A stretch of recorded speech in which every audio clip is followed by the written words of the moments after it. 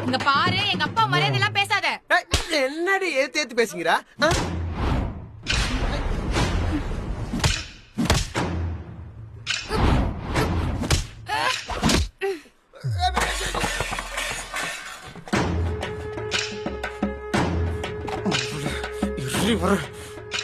என்ன அடிக்கிற?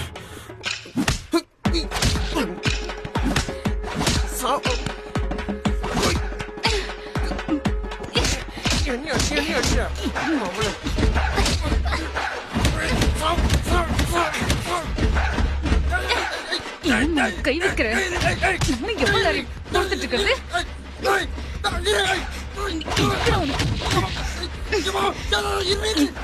எங்க ஊர்ற?